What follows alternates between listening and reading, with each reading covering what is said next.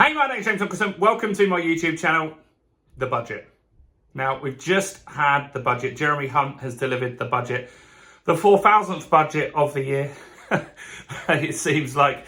And in this video, I want to talk about what does that mean for us as property investors. And hint, it's not good news for really anybody, today's budget. Now, before we jump into that, we're trying to grow this YouTube channel. We've just hit 3,000 subscribers. So thank you so much if you're one of our loyal subscribers. 70% of the people that watch this video are not subscribers though. We want to change that. And we're on a mission, on a journey to get to 5,000 subscribers. So if you haven't subscribed already, take that finger of power, smash that subscribe button over there and hit the bell notification. Also, all of you, whether you're subscribed or not, quickly, one more thing, quickly like this video there. That'll take you 2 seconds. That really helps get more views with the YouTube algorithm. So please do that.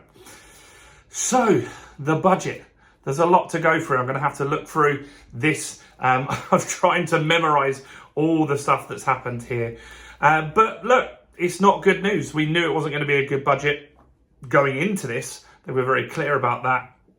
And that's because the government has got so much debt and so much shortfall that they just got to get the money back. And ultimately, the people that pay is us, which isn't great, right? And so this is going to be a tough few years. Now, the government reiterated what the Bank of England said, that while not official, we are in a recession at the moment. And this is going to be the longest recession ever, which doesn't sound great, does it? Now, on a more positive note, they don't expect it to be a very deep recession, but just prolonged, which isn't great. So what's happened in the last few weeks? Well, normally we've been speaking about inflation. It's been 10%. Now, more recent data is saying it is 11.1% inflation. Not great. Now, let's put some positive stuff in this as well. So if you are in debt, as in mortgage debt, I only really like good debt. So credit cards, while this does impact those, I really want to think about mortgage debt here. Then the value of your debt, while the figure will be the same, the buying power of that debt will be depreciating. So you're actually doing quite well if you've got a lot of debt, which I do. And so the value of the debt you've got will be 11% less next year, which is wonderful, right? So that's a positive thing if you have debt. If your money is sitting in the bank, not so positive, which a lot of people are sitting on cash at the moment. The cash that you've got is going to struggle. Now, what do you do with that cash? You've got options. You could put it into property. Maybe the market's going to go down. You can still buy good deals and get good positive cash flow. Someone commented yesterday they found a really good deal that cash flows more than 10%. It's up north. The house price might not go up particularly over the next few years, but it's unlikely to go down because it was a 40 grand house. And you can make 10% on your money doing a vanilla buy to let. Now, cryptocurrencies, they're a lot more volatile. Bitcoin is down 70% this year. Stocks and shares, a lot of them are down 30%. Some of the tech stocks, Facebook, Google, Apple, all these normal companies that do so well are down 50% plus, which is absolutely insane. So it's really hard to figure out where to put your money at the moment. And so let's look at what this impact has on us and cover some of the points and what do we think that means for us as property investors. Because at the end of the day, our customers as a property investor are people, right? And so people, including the investors, are going to be hit by this. One thing that was good is that the pensions are going to get a rise that's close to inflation or where it was in September. So pensions are going to go up 10%. That's good. That's important. I think we've got to look after older people and make sure they can afford these costs because it's really out of their control. They're not in a position maybe now to have an impact on their income and stuff like that. Unemployment is expected to go up more than 5% or just below 5%. And that's going to be a big thing. And so that, as property investors, means that maybe your tenant has a job now, maybe next year or 2024, they're saying when it peaks, this unemployment, maybe they have struggled to pay rent. So you've got to consider that as a property investor. So unemployment is expected to rise. Now, the tax thresholds are changing, and the Daily Mail here has got a great chart. If you want to go and check out the Daily Mail article on this, and it says how much worse off you're going to be with the new tax rates that are coming out. Now, if you're earning under 40 grand, you're going to be £419 worse off per year, which is a fair bit of money. If you think about it, a fair bit of money off your annual salary there. So that's a consideration there. And there's this real number that really jumps out to me, right? So if you earn 50 grand, you're £1,800 worse off a month. But if you earn 60 grand, you're only £942 worse off. I need to really look into that. Maybe in the comments you can tell me why that is. But that is a number that a lot of people earn. So people in London, those of you that are investors in London, a lot of your tenants are probably on salaries circa £50,000. I know in Dorking, where I am, that's a common salary for my tenants. So they're going to be £1,800 worse off just with the tax, which is crazy, right? Plus, on top of that, energy, the cap that we've got on is going up. So the cap is going to be at £3,000. So there's another load of energy costs that people are going to go in. So say you're on 50 grand here, you might be looking at 2.5 grand worse off just on your tax and your energy before you even go to Sainsbury's or Tesco's and start buying stuff. So that is going to be a difficult time. Now, let's see what else that they were talking about here. Sorry, the article is insanely long. And so, yeah, there's a basic rise in the basic rate of pay. We have that every year. Not really going to impact many people, I don't think, there. So energy bills, they're going to hit an average of £3,000. That's really high. And that's really going to hit a lot of people. Right, that energy stuff is really, really going to hit a lot of people. Now, what was good is people on benefits and stuff like that, which could be your tenants, they're going to get more support. And we want that, right? We want people to be supported that are on low incomes. We don't want them to be deciding whether they need to eat or heat, as they say. I think it's very important that we support those people.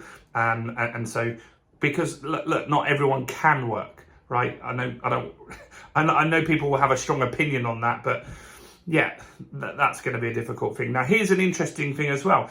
Not only are your taxes going up, your energy is going up, your council tax is going up as well. So that's another little thing that they're adding in here, which isn't going to be great. Electric cars. Now, I've got an electric car and I don't pay any tax on that. Now, they're calling it Tesla tax. So I'm going to be it's going to start at £165 for electric vehicles, but it's going to go up to £355. So I'm going to be paying £355. They're calling that the Tesla tax, which is right. And so that one to me, I mean, I don't mind paying it. I'm fine to pay that, but we're trying to go green, I thought. It really doesn't incentivize people to give up a diesel car. One of the incentives was that you're not going to pay road tax. Strange. So I do find those sorts of things strange. One thing that as well, like we've got all these that I wish that they did do in this budget, and maybe this will come out and I've missed it, but I'm pretty confident it wasn't in there, is some green deals, right? Unemployment's going to go up. And when we had things like the green deals and stuff like that, people have used those deals to insulate their homes, to put solar on. That creates a ton of jobs. And we've got to hit our energy targets anyway. So it doesn't really make sense to me why we don't have those things. Now, as a property investor, we've got to get our EPCs up to level C by 2025, right? So what we're saying is property investors that are investing in their own name, they're going to get hit harder and harder and harder by Section 24. So they're going to be paying more tax, which isn't going to be great. The tenants that they've got are going to be earning less money. So rents, while we might say they need to rise, maybe they can't rise, right? It's going to be a very difficult scenario here. Do you want to raise your rent as a landlord and then not get paid? You've got to balance that, right? And you want to be fair to the tenant as well. And so I really feel that this budget was missing some sort of green deal in there that would help people get their properties more energy efficient. You see, this is driven partly because of money printing, which happened during the pandemic, right? We know that, and I know you guys are going to tell me in the comments about that. But also partly it's driven by energy prices. So why are we not focused on reducing energy costs in houses? Now, they've said they're going to build nuclear power stations and all this kind of stuff, but that doesn't happen overnight. I'm sure it takes many, many years to build a nuclear power station.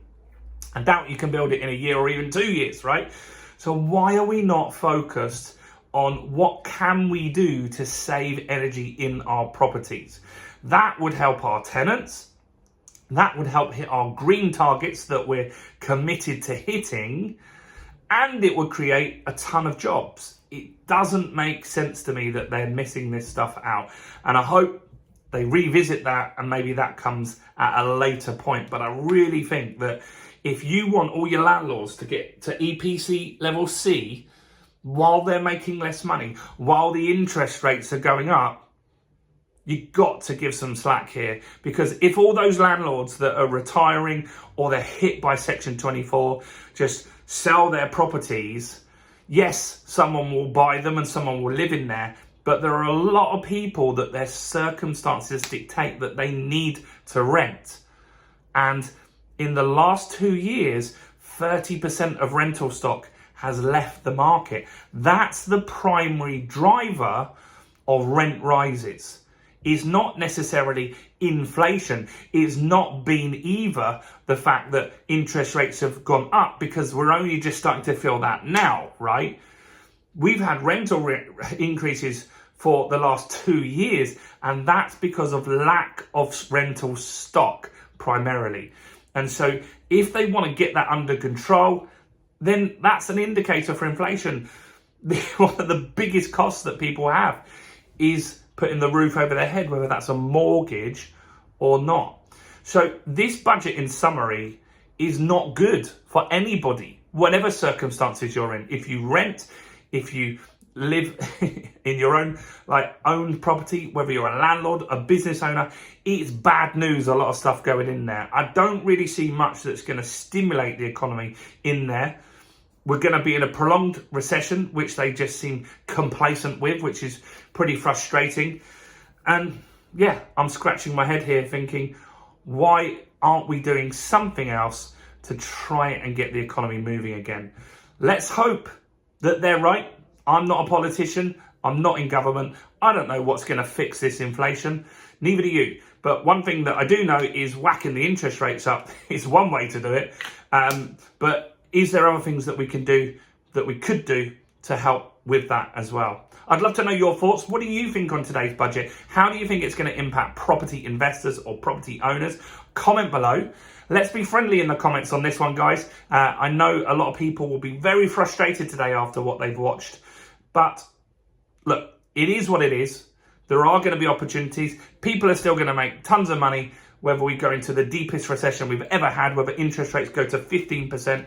There's always ways to make money. And that's what this channel is going to help you do, is to look for those opportunities. I'm frustrated today. I'm sure you are too. But let's be kind and courteous in the comments. Look, give me a quick like on this video. I want to get more views on this content. We're getting 50,000 views a month. We've got 3,000 subscribers. We want to get 5,000 subscribers and 100,000 views each and every month. Let's move this channel forward. You can help do that.